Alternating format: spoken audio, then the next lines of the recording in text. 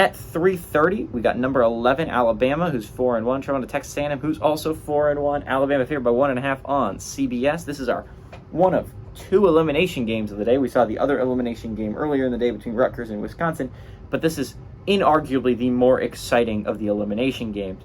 Jalen Milroe for Alabama's gone 54-78, thrown for 838 yards, 6 touchdowns, 3 interceptions. Jason McKellen on the ground has had 67 carries for 326 yards and 3 touchdowns, and Jermaine Burton's had 8 catches for 189 yards and 2 touchdowns.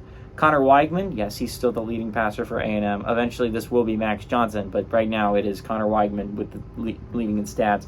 Gone 82 of 119, thrown for 979 yards, 8 touchdowns, 2 interceptions. Le'Veon Moss had 46 carries for 276 yards and 2 touchdowns. Evan Stewart has had 24 catches for 357 yards and 4 touchdowns. Alabama leads A&M all-time 12-3. Last game went to Bama in 2022. Home team has won the last 3 games, and the last 2 games have been 1 possession. I'm sure a lot of people are going to remember the College Station victory against Alabama not that long ago with Jimbo Fisher. This game's really interesting, right? Because these two teams are 4-1, and not only is that cool, like that it's an elimination game, like that adds to the intrigue to it. But second, whoever wins this game is going to be the favorites to win that side of the SEC, because both these teams, despite having one loss, those losses were out of conference. Alabama lost to Texas, Texas A&M lost to Miami, right? These were out of conference losses, does not matter for SEC standings. So whoever wins this game will be the only team left on that side that's undefeated in SEC play. That's super important. Be a huge win for Alabama too, because considering Alabama has already beaten Ole Miss, and if you beat A&M, those were your 2 biggest threats on that side of the SEC, and those are the only 2. Ole Miss is, I think, the only team left on that side outside of Alabama and A&M that are still in playoff contention. So I mean, chance to knock out A&M from playoff contention if you're Alabama. Chance to take a firm hold of the SEC, which means you have beaten arguably the 2 best teams on that side, A&M and Ole Miss. Now, you still got to play LSU. That's obviously going to be a tough game. No one's going to argue otherwise, but again, LSU's already dropped an in-conference game, and it was to an Ole Miss you guys beat pretty handily.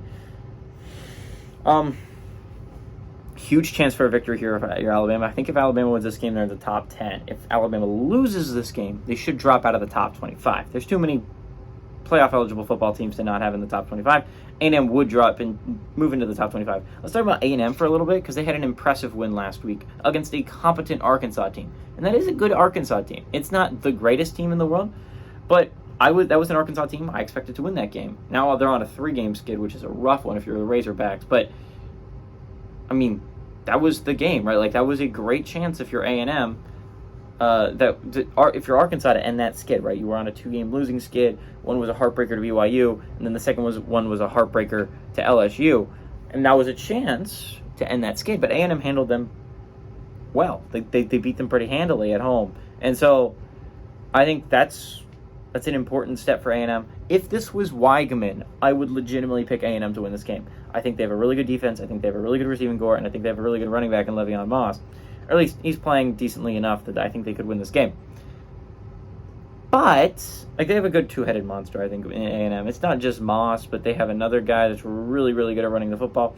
They have a good receiving core. There's a lot of things to like, but no Weigman is what really hurts, right? Weigman was so important for that offense for so long. And while Max Johnson did a very good job against Arkansas, it's an entirely different beast than Alabama.